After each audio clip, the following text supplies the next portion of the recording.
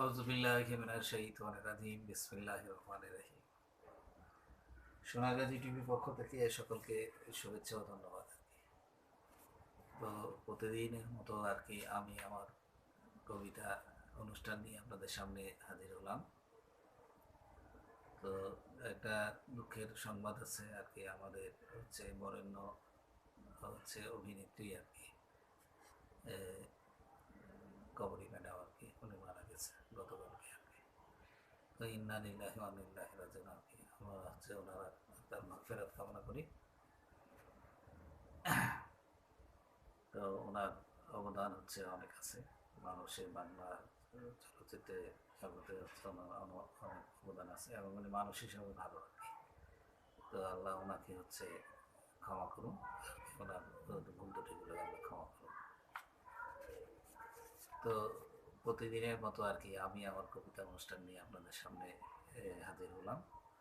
তো এখান থেকে কিছু কবিতা পড়বো আর কি। এখানে যতগুলো কবিতা আছে সেগুলো পড়বো আর কি। তো এখানে যে কবিতাটা পড়বো সেটা হচ্ছে নীলার ভেঞ্চি কাটা আর কি। তখন আমি হচ্ছে এই ক্লাস 4 কি 5-এ পড়ি আর কি। তো আমার সাথে আমরা প্রাইমারি স্কুলে পড়তাম, রাজশাহী সাবিত্রী স্কুলে আর কি। তো সাবিত্রী স্কুলে যখন প্রাইমারি স্কুলে পড়তাম তখন আমরা হচ্ছে ছেলে মেয়ে সবাই একসাথে পড়তাম আর কি। তো আমার হচ্ছে ক্লাসমেট ছিল আর কি, নীলা নামে একটা মেয়ে ছিল আর কি। তো আমি তো ছোট, সেও ছোট, মেয়েরা একটু ছোটকাল থেকে পাকনা থাকে আর কি। তো এখন মানে তখন সে আমার সাথে যখনই দেখা হতো বা কথা হতো সে আমাকে মুখ ভেঙাইতো আর কি। তো আমি এটাতে খুব রেগে যেতাম আর কি। রেগে গিয়ে আমাকে বলতো, ভাই তুই আমাকে দেখে মুখ ভেঙাস কেন, তোর মুখ ভেঙে দেবো। তো এরকম তোর মুখ ভেঙে দেবে একদিন এরকম বলছি। সে কি করছে, ওই আমাদের পাড়ার বড় ভাই আর কি, হিরু ভাইরে বলছে যে তার হিরু ভাই আমাকে আচ্ছা তাহলে তাহলে মারতে বাকি রাখছিল আর কি, আমাকে তেড়ে নিয়ে গেছে আর কি। তো আসলে ওর মধ্যে কি ফিলিংস ছিল আমি জানি না। তো পরে শুনছিলাম যে তার একটা ফিলিংস ছিল আমার প্রতি। তো ওই যে নীলার ভেঙচি কাটা নিয়ে আর কি আজকের কবিতা। তো কবিতাটা যদি ভালো লাগে হচ্ছে খুশি হবো আর কি। তো যে যাকে যে নীলাকে নিয়ে কবিতা লিখছিলাম সেই নীলা কিন্তু খুব খুশি হয়েছে আর কি। নীলার ভেঙচি কাটা কবিতার নাম। তখন বয়সটা ছিল অল্প, কিশোর বয়সের এক অনুভূতিপূর্ণ লগ্ন। অজানা ছিল মেয়েদের সব রহস্য গল্প। তাই তো এখনো আফসোসে চুল ছিঁড়ি যখন নীলাকে নিয়ে করি যত সব গল্প। বুঝিনি তখন কোনটা ছিল নীলার টক ঝাল আর অম্ল। আসলে প্রেমের বিষয়ে জ্ঞানটা ছিল একদম স্থূল। শুধু ভালোবাসতাম বন্ধুদের নিয়ে করতে হই হুল্লো। আমাকে ভেঙচি দেখানোটা যে ছিল নীলার কলামানি কল্ল।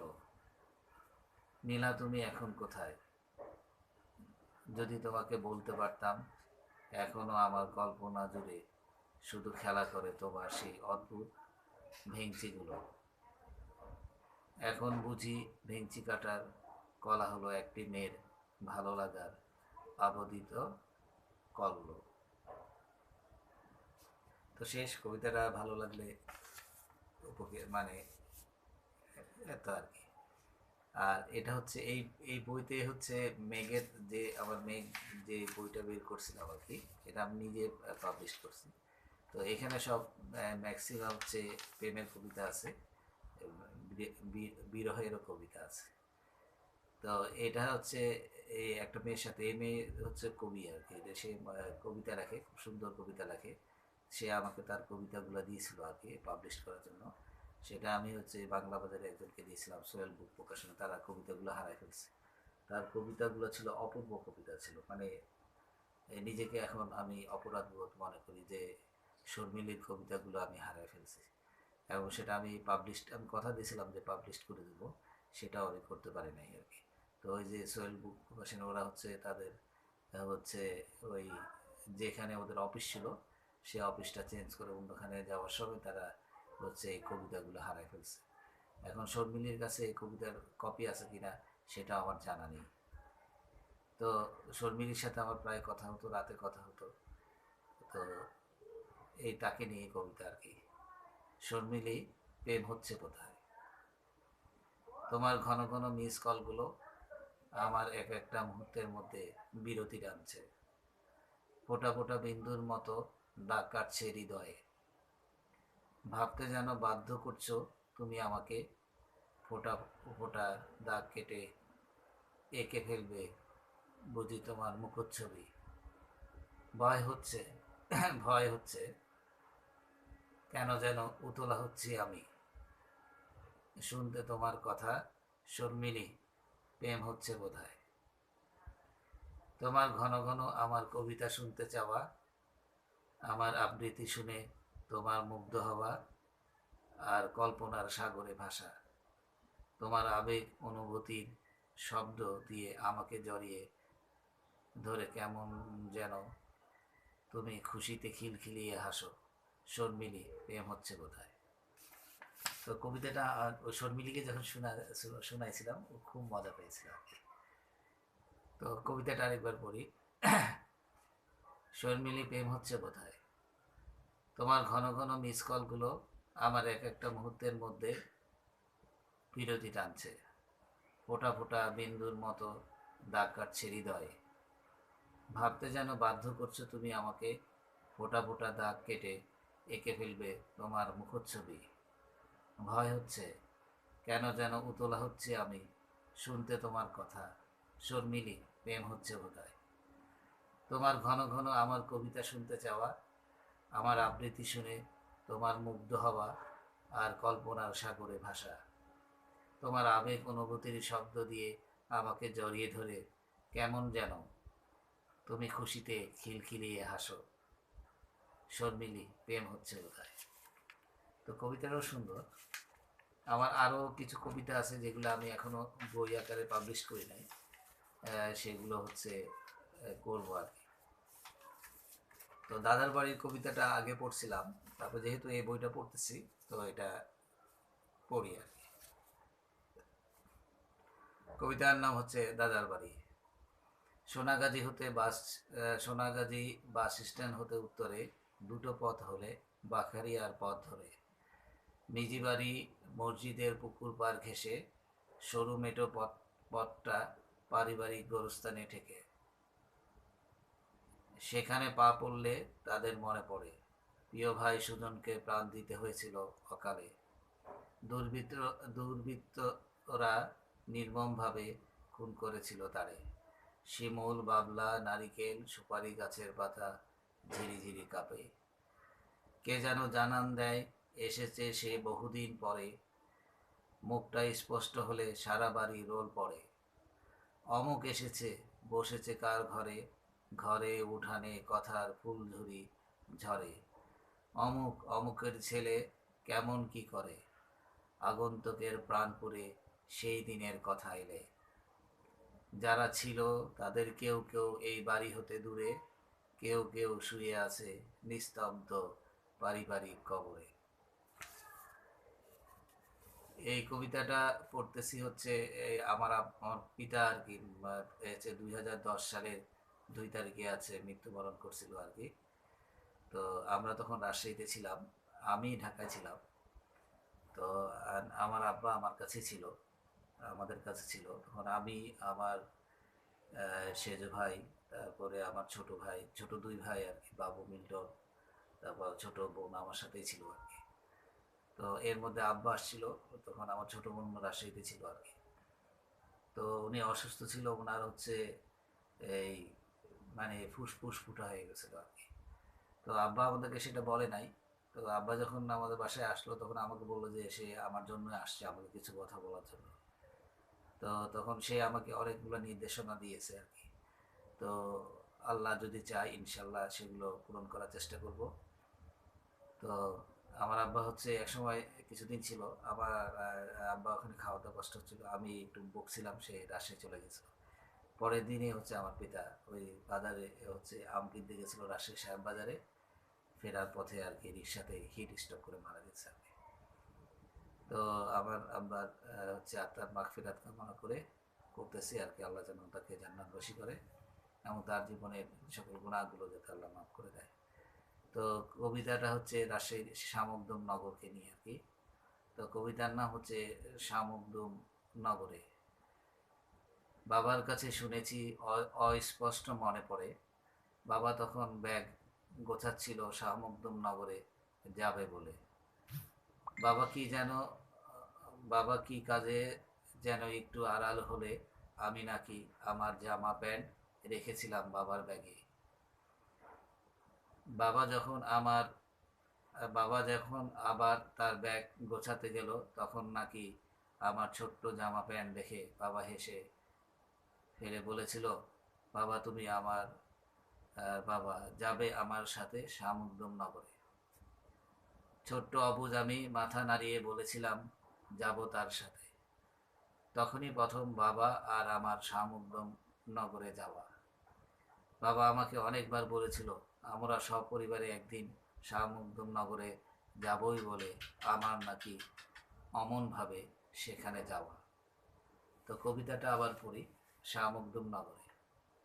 বাবার কাছে শুনেছি অস্পষ্ট মনে পড়ে, বাবা যখন ব্যাগ গোছাচ্ছিল শামুকদম নগরে যাবে বলে। বাবা কি কাজে যেন একটু আড়াল হলে আমি নাকি আমার জামা প্যান্ট রেখেছিলাম বাবার ব্যাগে।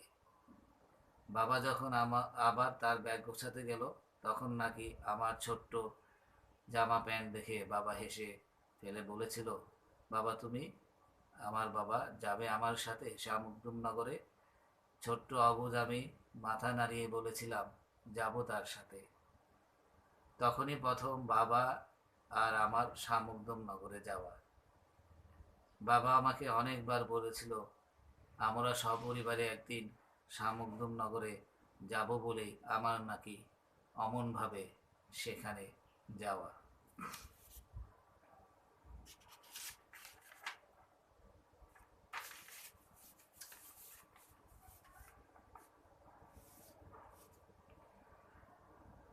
এটা হচ্ছে আমার বাবার মৃত্যুর পরে এই কবিতা লিখছি আমি আর কি, যাতে আমার ভাই বোনরা যাতে হচ্ছে আমরা সান্ত্বনা পাই। আমরা যে প্রত্যেকটা সন্তান যে বাবা মায়ের কাছে সোনার মানে সন্তান, সোনার ছেলে, সেই কবিতার মাধ্যমে আমি বোঝাতে চেয়েছিলাম আর কি। তো আমরা বাবার সোনার ছেলে আর কি। বাবা বলেছিল আমরা তার সোনার ছেলে, মোদের কথা বলতে আর শুনতে নাকি বাবার কলিজায় শান্তি লাগে। বাবার সব প্রত্যাশা আর স্বপ্ন নাকি প্রতিফলিত হয়েছে মোদের মাঝে। বাবার নাকি গর্বে বুক ভরে উঠত যখন অন্যেরা মোদের প্রশংসা করত। বাবা প্রায় বলতো মোদের মতো ছেলেরা নাকি ভাগ্যবান লোকের কপালে জুটে। বাবা নাকি কোনো ভালো কাজ আহ, বাবার নাকি কোনো ভালো কাজ আল্লাহ কবুল করেছিল, তাই আমরা 6 ভাই দুনিয়াতে এসেছি বাবা মায়ের কোল জুড়ে। কবিতাটাও সুন্দর। এই কবিতাটা হচ্ছে একটু হচ্ছে অ্যাডাল্ট কবিতা। আহ, রোজা রমজানের দিনে পড়তে ইচ্ছা করছে না, তারপরও পড়ি যেহেতু এই বইটা হচ্ছে পড়ার জন্য হাতে নিয়েছি, তো এটা শেষ করব, এরপরে পরে আস্তে আস্তে এখান থেকে বাকি কবিতাগুলো শেষ করবো আর কি। কবিতার নাম হচ্ছে স্বপ্নে মেয়ে লাল সবুজে। স্বপ্ন মেয়ে, কবিতার নাম হচ্ছে স্বপ্ন মেয়ে লাল সবুজে। কবিতার নাম হচ্ছে স্বপ্ন মেয়ে লাল সবুজে। আজ রাত্রিতে আমি কবিতা লিখছি সবুজ কাগজে, কলমের কালিটা লাল। কাল আমার পেয়সী আসবে ঘরে, কল্পনার লাল সবুজের জল্পনা। পেয়সীর গরনে আষ্টে পিষ্টে লাল পাড়ের সবুজ শাড়িটা। কপালে লাল টিপ, কপলে লালিমা, কল্পনার আলপনা দিয়ে তার কোমরে বিছা পরালাম। নাকে নোলক, কপালে টিকলি, অর্ধনগ্ন কোমরের ভাঁজ পেরিয়ে একটু ঊর্ধ্বাঙ্গে দিলাম চুমু মাখা আলপনা। আঁকতে গিয়ে হারালাম পেয়সীর কামসাগরে, পেয়সীর উষ্ণ সারা আর ফেঁপে উঠা কবিতার লাইনগুলো হলো লাইন ছাড়া। সে হলো সখী আর আমি হলাম সখা। এটা হচ্ছে এই কবিতাটা, এই সখাসখির কথাটা হচ্ছে আমার ওই যে পেজ ভাবি আর হচ্ছে ভাই আর কি। তো ভাবি আবার ওই আমার মেজো ভাইকে সকা সকা করে রাখতো, তো ভাবিও সখী ডাকতো আর কি। তো আমরা এটা নিয়ে বাসার মধ্যে একটু হাসাহাসি করতাম, একটু লজ্জাও পাইতাম আমরা। তো এটা হচ্ছে আর ওই লাইনটুকু এখানে একটু মানে অ্যাড করে দিয়েছি আর কি।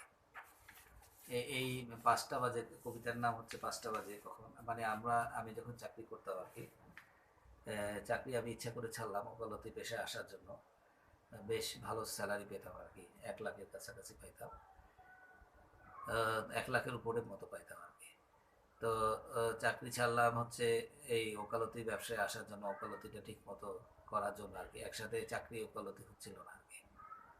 তো চাকরিটা ছেড়ে আসলাম। আর চাকরিটা হচ্ছে চাকরির টাইমটা ছিল খুব ধারাবাধা। এটা আমার মানে চরিত্রের সাথে মিলে না আর কি। খুব হচ্ছে কষ্ট করে এই চাকরিগুলো করতাম আর কি। সেটা চাকরিও করছি অনেক, মন টিকতো না। এই মানে এই যে সকাল হচ্ছে আপনার ৮টার মধ্যে বাসা থেকে বেরিয়ে যাওয়া, তারপরে হচ্ছে এই ৯টা ৫টা ৬টা ৭টা পর্যন্ত অফিস করা, তারপর অনেকদিন বিকাল সকাল মানে বিকাল দেখতে পারতাম না আর কি। বিকালটা অনেক দিন দেখি নাই আর কি। মানে অফিসের হচ্ছে এই এসি রুমে বসে, তারপরে হচ্ছে এই মানে ফল সিলিংয়ের নিচে বসে এই কলিগদের সাথে গল্প করে কাটাতে হতো। তো ওইখান থেকে এই একটা আফসোস ছিল, কখন ছুটি হবে, কখন এদিক সেদিক দৌড়াদৌড়ি করব। সেই কথাগুলো নিয়ে হচ্ছে আমার এই কবিতার নাম হচ্ছে ৫টা বেজে গেছে কখন। কবিতার নাম হচ্ছে ৫টা বেজে গেছে কখন। ৫টা বেজে গেছে কখন, মিস কল করেছে ৫টা তখন। মনটা ছটপট করছে ভীষণ, অফিসের কাজে মন বসছে না, না কি করব না কি করব এখন।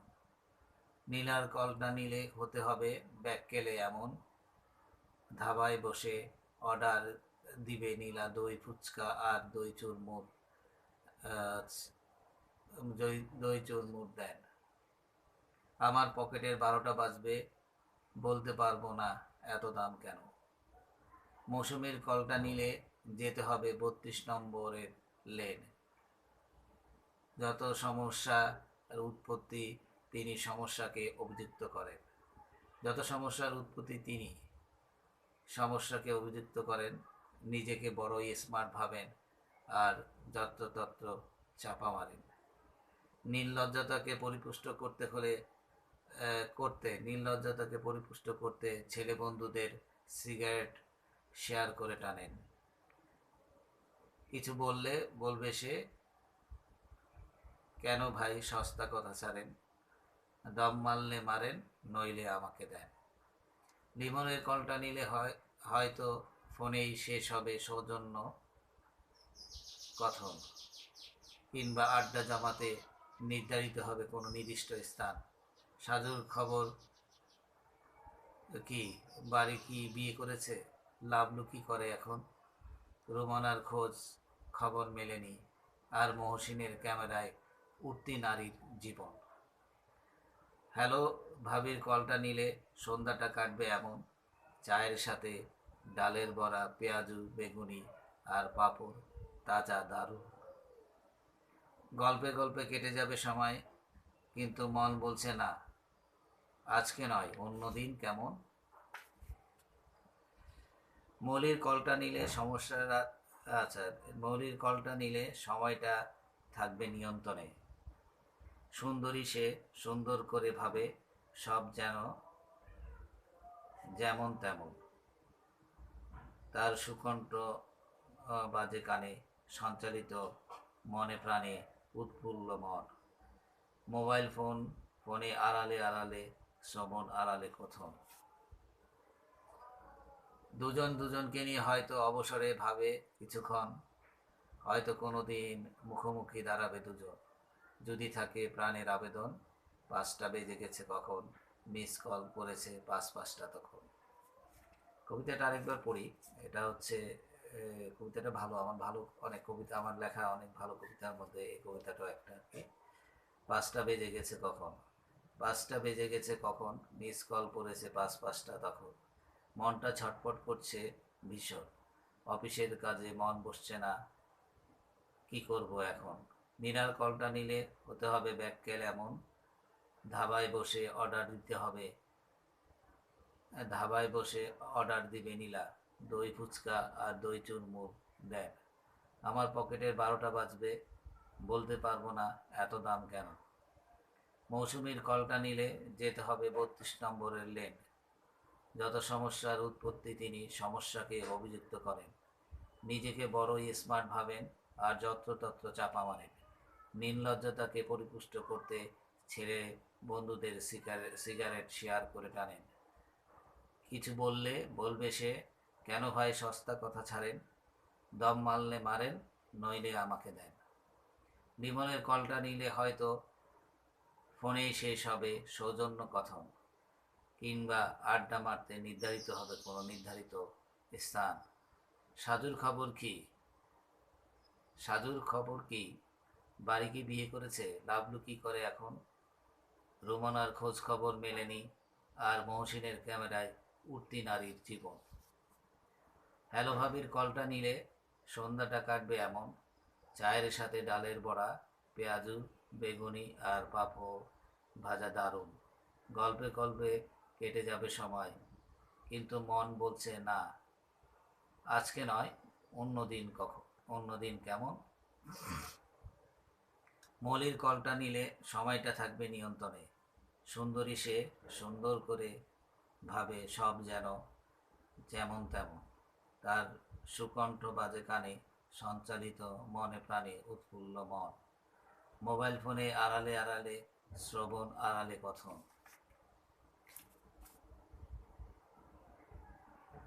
দুজন দুজনকে নিয়ে হয়তো অবসরে ভাবে কিছুক্ষণ, হয়তো কোনো দিন মুখোমুখি দাঁড়াবে দুজন, যদি থাকে প্রাণের আবেদন। 5টা বেজে গেছে কখন, মিস কল পড়েছে 5টা তখন। মহাসড়ক কবিতাটা হচ্ছে একটু আধ্যাত্মিক টাইপের কবিতা আর কি। এটা হচ্ছে যারা হচ্ছে এটা বোঝার, যাদের ক্ষমতা আছে তারা বুঝবে।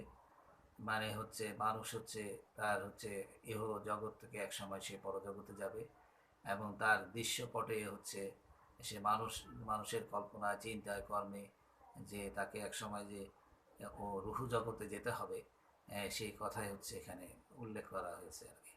তো কবিতার নাম হচ্ছে মহাসড়ক, কবিতার নাম হচ্ছে মহাসড়কে। কল্পনার চোখ আমার এখন মহাসড়কে, কুয়াশার জালে আটকা পড়া, কুয়াশার জালে আটকে পড়া প্রকৃতি, যেন মায়াবী অপূর্ব দৃশ্যপট। অদৃশ্য সম্মুখপটটা অস্পষ্ট কল্পনায় ভাসে, কল্পচিত্রায় লাগলো ঘন চিন্তার হাওয়া, দোলে কল্পনা কল্প ছায়ার দোলনায়। কল্প দৃশ্যপট ও কল্প অর্থ দেখে বুঝে একটি প্রশ্ন জাগে, কল্প মহাসড়কের সম্মুখ অদৃশ্য পথটা হয়তোবা দৃশ্যত হবে আমার দেহ জগতে, না হয় রুহ জগতে। কবিতাটা হচ্ছে আধ্যাত্মিক টাইপের, আবার পড়ি। কবিতার নাম হচ্ছে মহাসড়কে। কল্পনার চোখ আমার এখন মহাসড়কে, কুয়াশার জালে আটকে পড়া প্রকৃতি, যেন মায়াবী অপূর্ব দৃশ্যপট। অদৃশ্য সম্মুখ পটটা অস্পষ্ট কল্পনায় ভাসে, কল্পচিত্রায় লাগলো ঘন চিন্তার হাওয়া, দোলে কল্পনা কল্প ছায়ার দোলনায়। কল্প দৃশ্যপট ও কল্প অর্থ দেখে বুঝে একটি প্রশ্ন জাগে, কল্প মহাসড়কের সম্মুখ অদৃশ্য পটটা হয়তোবা দৃশ্যত হবে আমার দেহ জগতে, না হয় রুহ জগতে।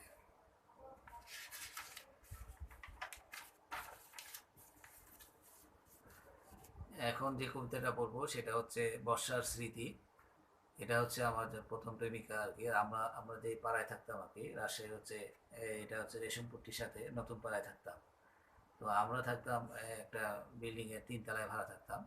আর পাশে হচ্ছে একটা রাস্তা ছিল, তারপর একটা পুকুর ছিল, পুকুরের ওই পারে ছিল এই সুমিদের বাসা আর কি।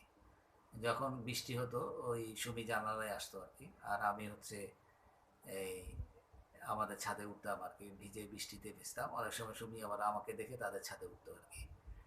তো সেই বর্ষার বৃষ্টি, আবার যখন বৃষ্টি আসতো তখন খেলার মাঠ থেকে আমরা ছুটোছুটি করতাম, আমরা এদিকে যেতাম বিভিন্ন, যত বর্ষার সময় আমরা যেটা করতাম আর কি, সেটা নিয়ে এখানে কবিতার মধ্যে উঠে আসছে।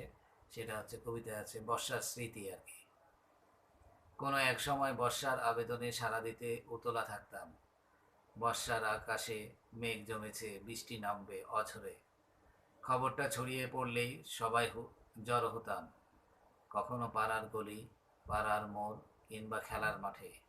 কখনো ব্যস্ত কখনো ব্যতিক্রম হতো আমার ক্ষেত্রে, যখন পেয়সী বর্ষায় ভিজে। দৌড়ে ছুটে উঠতাম বাড়ির ছাদে, ভালোবাসি বৃষ্টি মেখে। পেয়সী ও আমি কাক ভেজা, চুপসে থাকি, তবু ভালো লাগে। সিক্ত সজাগ অনুভূতিগুলো যেন বলে রূপকার বর্ষাতেই এমনটি ঘটে। কবিতাটা আবার পড়ি। কবিতার নাম হচ্ছে বর্ষার স্মৃতি।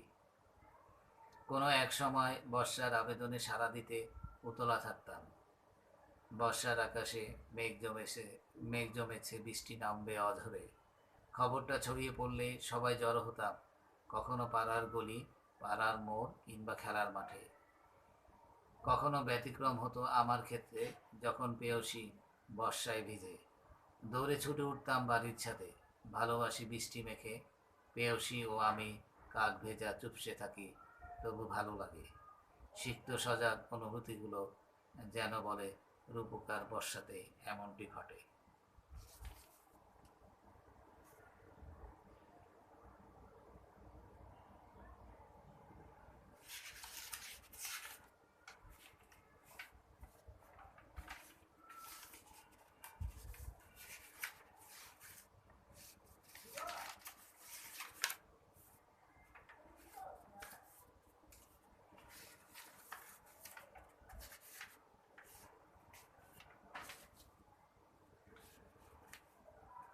এখন যে কবিতাটা পড়বো আর কি, সেটার হচ্ছে প্রেক্ষাপট আমার কাছে এখন অত পরিষ্কারভাবে মনে পড়তেছে না আর কি। তো হ্যাঁ, এটা হচ্ছে একটা অপূর্ব ভালো লাগা থেকে, ভালোবাসা থেকে এই কবিতাটা লেখা আর কি। তো কবিতার নাম হচ্ছে তুমি পাগল করলে যে আমায়। কবিতার নাম হচ্ছে তুমি পাগল করলে যে আমায়। এ যেন কেমন অপূর্ব ভালো লাগা, হঠাৎ যেন লাগলো, হঠাৎ যেন জাগলো প্রেম উন্মাদনা, লাগলো চোখে চোখে। আচ্ছা, এটা আমার কেমন, আচ্ছা আরেকবার পড়ি আর কি। আমি এই কবিতাটা আমারই লেখা, তবে অনেকদিন পড়ি নাই তো, দেখি একটু ভালো করে পড়ি আর কি। তুমি আচ্ছা, এটা আমি এটা এখন আমার পড়তে আমার ভালো লাগতেছে না আর কি। এই অন্য এই কবিতাটা আমি পড়ে অন্য এক সময় আপনাদেরকে পড়ে শোনাবো। আর এটা হচ্ছে কফিন। আমি যখন হচ্ছে আমার পিতার হচ্ছে লাশ নিয়ে আর কি, অ্যাম্বুলেন্সে নিয়ে আর কি রাজশাহী থেকে হচ্ছে ফেনী যাচ্ছিলাম আর কি। তো অ্যাম্বুলেন্সের মধ্যে আমি আমার আব্বার যে কফিন আর কি, কফিনের পাশে আমি বসেছিলাম। আর পিছনের দিকে আমার বড় ভাই বসেছিল আর কি। তো বাবার লাশ নিয়ে যাওয়া আর কি একজন ছেলের কাছে যে কত বেদনার একটা সময় আর কি। তো তখন প্রতিটা মুহূর্তে আমি কাঁদছিলাম আর কি। তো আহ, যে পিতা হচ্ছে আমাকে কোলে পিঠে মানুষ করছে, তারপরে বিপদে আপদে বড় হয়েও আর কি আমার চাকরি ক্ষেত্রে চাকরি করার জন্য হচ্ছে আমি কোথায় কোথায় কীভাবে অ্যাপ্লাই করব, কীভাবে চিঠি লিখবো, কীভাবে চিঠি লিখলে ভালো হবে, সেগুলো সে আমাকে সব শিখে গেছে। এবং সে আমাকে নিয়ে নিয়ে হেঁটে হেঁটে হচ্ছে বিভিন্ন অফিসে গেছে, কীভাবে সিভি জমা দিতে হবে সেটাও দেখাইছে। যে একজন পিতা হচ্ছে একজন সন্তানের কাছে একটা হচ্ছে বট গাছ, একটা ছায়া আর কি। যারা পিতাকে হারাইছেন তারাই বুঝবেন হচ্ছে কত বড় বেদনা, আর কত বড় হচ্ছে একটা ছাদ ছিল, কত বড় একটা ভরসার জায়গা ছিল সেই জায়গাটা। তো তখন আমি আমার পিতার লাশ নিয়ে অ্যাম্বুলেন্সে করে যাচ্ছি আর গুমড়ে গুমড়ে কাঁদছিলাম আর কি। তো এইটা হচ্ছে আমার বাপের মানে আমার পিতার যে লাশ নিয়ে যাচ্ছিলাম কফিনে করে, তো ওই তখন এই কবিতাটা পরে লিখছি, পরে আসছে আর কি। তো ওই যে বাবার কফিনের সাথে যে ছিলাম, তো ওই সেই অনুভূতিগুলো নিয়েই আর কি এই কবিতাটা লিখছি। কবিতার নাম হচ্ছে কফিন। চা পাতার গুমট গন্ধ, বেদনা কাতর দুটো প্রাণ, কফিনে আবদ্ধ প্রিয়জনের লাশ, ছুটছে অ্যাম্বুলেন্সটা মহাসড়কের বুকটা কাঁপিয়ে, অ্যাম্বুলেন্সের চাকার দাপানিতে সড়কের বুকে চির চির শব্দ, প্রকৃতির আহাজারি, কখনো ঝাপটা হাওয়া, কখনো ঝড় বৃষ্টি, যেন ধরে রাখতে চাইছে পাষাণ অ্যাম্বুলেন্সটাকে, ক্ষণে ক্ষণে মোবাইলটা বেজে উঠছে, জানতে চাইছে আর কত দূর। কবিতার নাম হচ্ছে কফিন। আবার পড়ি। চা পাতার গুমট গন্ধ, বেদনা কাতর দুটো প্রাণ, কফিনে আবদ্ধ প্রিয়জনের লাশ, ছুটছে অ্যাম্বুলেন্সটা মহাসড়কের বুকটা কাঁপিয়ে, অ্যাম্বুলেন্সের চাকার দাপানিতে সড়কের বুকে চিরচির শব্দ, প্রকৃতির আহাজারি, কখনো ঝাপটা হাওয়া, কখনো ঝড় বৃষ্টি, যেন ধরে রাখতে চাইছে পাষাণ অ্যাম্বুলেন্সটাকে, ক্ষণে ক্ষণে মোবাইলটা বেজে উঠছে, জানতে চাইছে আর কত দূর। আরেকবার পড়ি আর কি কবিতাটা। কবিতার নাম হচ্ছে কফিন। চা পাতার গুমোট গন্ধ, বেদনা কাতর দুটো প্রাণ, কফিনে আবদ্ধ প্রিয়জনের লাশ, ছুটছে অ্যাম্বুলেন্সটা মহাসড়কের বুকটা কাঁপিয়ে, অ্যাম্বুলেন্সের চাকার দাপানিতে মহাসড়কের বুকে চিরচির শব্দ, প্রকৃতির আহাজারি, কখনো ঝাপটা হাওয়া, কখনো ঝড় বৃষ্টি, যেন ধরে রাখতে চাইছে পাষাণ অ্যাম্বুলেন্সটাকে, ক্ষণে ক্ষণে মোবাইলটা বেজে উঠছে, জানতে চাইছে আর কত দূর। তো বেদনার কবিতার পরে এখন হচ্ছে মজার হচ্ছে খুনসুটি নিয়ে একটা কবিতা আর কি। সেটা হচ্ছে আমার তৃতীয় প্রেমিকা আর কি, মেহরুন্নেসা মেরিকে নিয়ে লেখা আর কি। তো আমার প্রথম প্রেমের মধ্যে ছিল প্রচণ্ড আবেগ, অবুঝ ছিল। দ্বিতীয় প্রেমটা হচ্ছে মোটামুটি ছিল আর কি। তো আমার প্রেমের পরিপূর্ণতা আসছে তৃতীয় প্রেমে আর কি। তো মেহরুন্নেসা মেরি হচ্ছে আমার এখন পর্যন্ত আমার শেষ ভালোবাসা, এবং তাকে আমি এখনও ভালোবাসি, এবং তাকে আমি স্ত্রীর মর্যাদাও দিয়েছি। হচ্ছে এই এখন সে আমার কাছ থেকে অনেক দূরে, আমাদের মধ্যে মনোমালিন্যতার কারণে।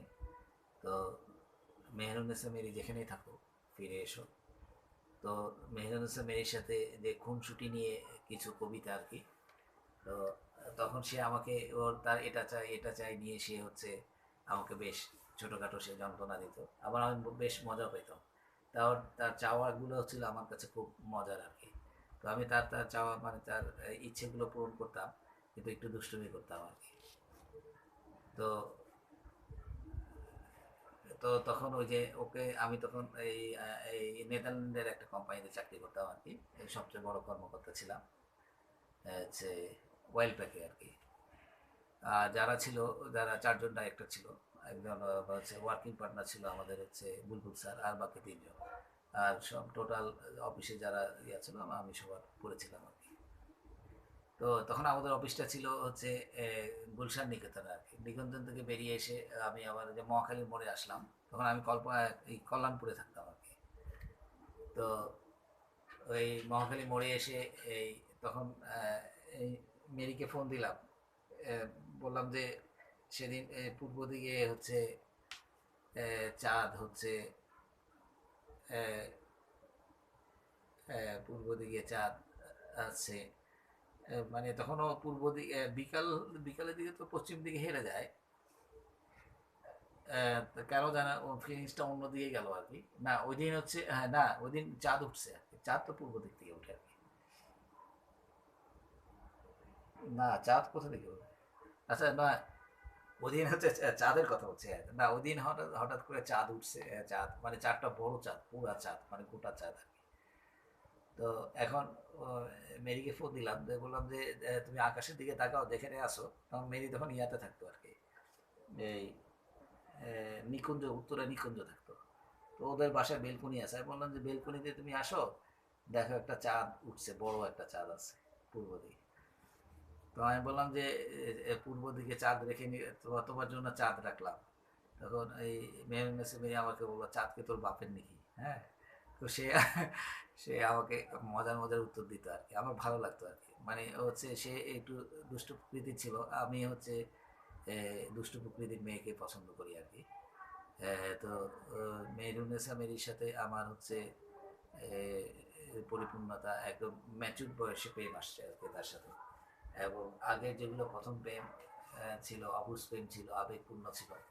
দ্বিতীয় প্রেমটা হচ্ছে একটা প্রয়োজনের খাতিরে হয়েছিল, কিন্তু তৃতীয় প্রেমটাই হচ্ছে আমার জীবনের সর্বশ্রেষ্ঠ প্রেম আর কি। এবং এটাই হচ্ছে আমার হচ্ছে আমার হচ্ছে মানে অ্যাডাল্ট বয়সের, মানে পরিপূর্ণ বয়সের একটি সুন্দর প্রেম ছিল। এবং এটা এখনও আছে, এটাও থাকবে, আর এটাই আমার সাথে যাবে আর কি। তো তাকে নিয়ে তখন তাকে আমি তখন আমি একটা তাকে যে বললাম, তখন সে বলল যে চাঁদ কি তোর বাবার নাকি? তো কথাটা আমার বেশ মজা লাগছিল। হ্যাঁ, এবং সে আমাকে তখন বললো তার এটা এটা লাগবে, হ্যান ত্যান। তো আমি তখন এই একটা ফিলিংস নিয়ে একটা কবিতা লিখলাম আর কি। তো কবিতাটার নাম হচ্ছে আমি চললাম। তো মেরিকেই বলতেছি যে আমি চললাম, পূর্ব দিকে চাঁদ রেখে দিলাম, প্রাণ ভরে দেখে নিও। আকাশ জুড়ে চুমু উড়িয়ে দিলাম, ধরে ধরে ঠোঁটে গালে মেখে নিও। নীল জামদানি শাড়িটা দেখে এলাম, মাসের টাকাটা দিলে কিনে পরে নিও। আমার চলে যাওয়াটা পাশের ফ্ল্যাটের ছেলেটাকে জানিয়ে দিলাম। ইচ্ছে থাকলে তার ঘন ঘন বেলকনিতে আসাটা জেনে নিও।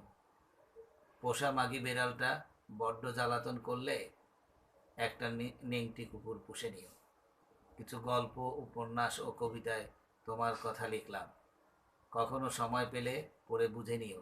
সেদিনের ভালোবাসা আমাকে চিনে নিও। স্বপ্ন ও কল্পনার মায়া বাতাসে ছড়িয়ে দিলাম, যদি আমাকে মনে পড়ে কখনো, কান্না আসে লাতনি করে কাছে ডেকে নিও। কবিতাটা আরেকবার পড়ি। কবিতাটার নাম হচ্ছে আমি চললাম, পূর্ব দিকে চাঁদ রেখে দিলাম, প্রাণ ভরে দেখে নিও। আকাশ জুড়ে চুমু উড়িয়ে দিলাম, ধরে ধরে ঠোঁটে গালে মেখে নিও। নীল জামদানি শাড়িটা দেখে এলাম, মাসের টাকাটা দিলে কিনে পরে নিও। আমার চলে যাওয়াটা পাশের ফ্ল্যাটের ছেলেটাকে জানিয়ে দিলাম। ইচ্ছে থাকলে তার ঘন ঘন বেলকনিতে আসাটা জেনে নিও। পোষা মাগি বেড়ালটা বড্ড জ্বালাতন করলে একটা নেংটি কুকুর পুষে নিও। কিছু গল্প, উপন্যাস ও কবিতায় তোমার কথা লিখলাম, কখনো সময় পেলে পড়ে বুঝে নিও। সেদিনের ভালোবাসা আমাকে চিনে নিও। স্বপ্ন ও কল্পনার স্বপ্ন ও কল্পনার মায়া বাতাসে ছড়িয়ে দিলাম, যদি আমাকে মনে পড়ে কখনো, কান্না আসে লাতমি করে কাছে ডেকে নিও। কবিতাটা তো ভালো, আমার কাছে আমার হচ্ছে অন্যান্য ভালো কবিতার মধ্যে একটা ভালো কবিতা। আর লাস্টে হচ্ছে নতুন করে গল্প আর কি।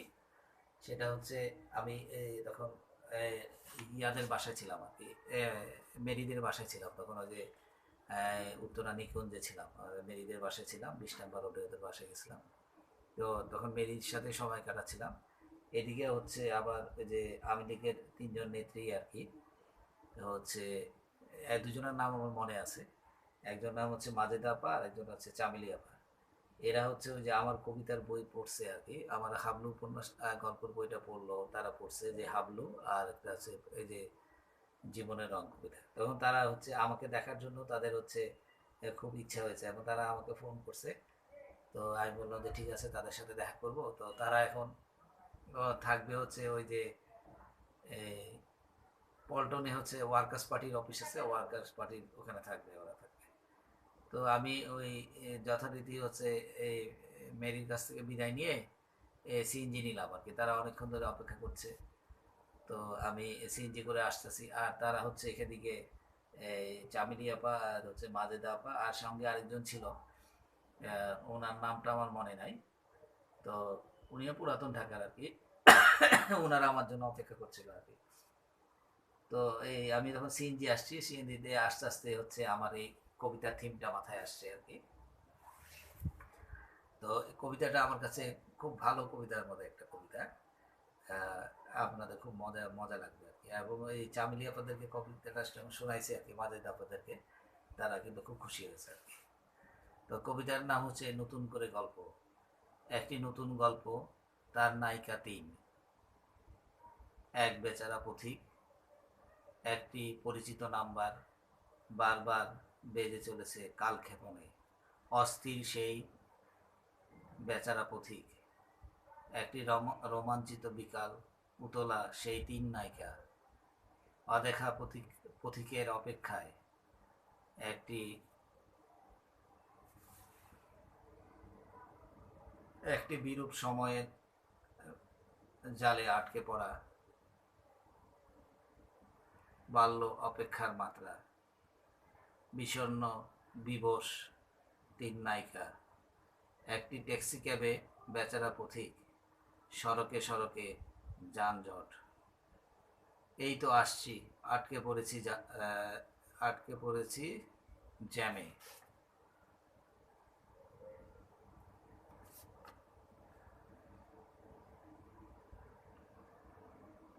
একটি বাঁধভাঙা ধৈর্যের সিঁড়ি, দাঁড়িয়ে সেই তিন মূর্তি।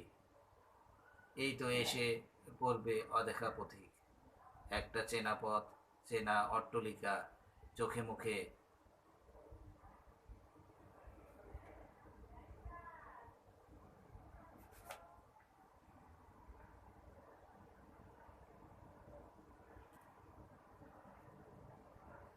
আচ্ছা, এখানে এটা চোখে মুখে কিসে যেন ইয়ে ছিল, যাক এটা ফলক আর কি। তো এই লাইনটা একটু মুছে কেমন হয়ে আছে বইয়ের এখান থেকে, ওইটা আমাকে ওইটার মানে ইয়াটা দেখতে হবে। আচ্ছা, স্বস্তির নিঃশ্বাস ফেললো তিন নায়িকা। একটি ক্যাফেটরিতে অদেখা পথিকের সাথে হলো কত কথা। ওরা এখন পরিচিত চারজনা। এখন থেকেই শুরু হলো নতুন করে জীবনের আরেকটা গল্প আর কি। তো এইখানে যে লেখাটা ছিল, এটা আমাকে একটু দেখতে হবে।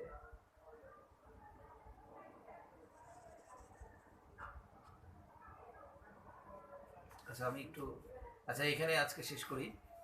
তো আমি আমার কবিতা অনুষ্ঠান দেখার জন্য হচ্ছে এই নতুন করে গল্প কবিতাটা হচ্ছে একটা শব্দ এখানে ইয়া পড়ছে লেখার উপর।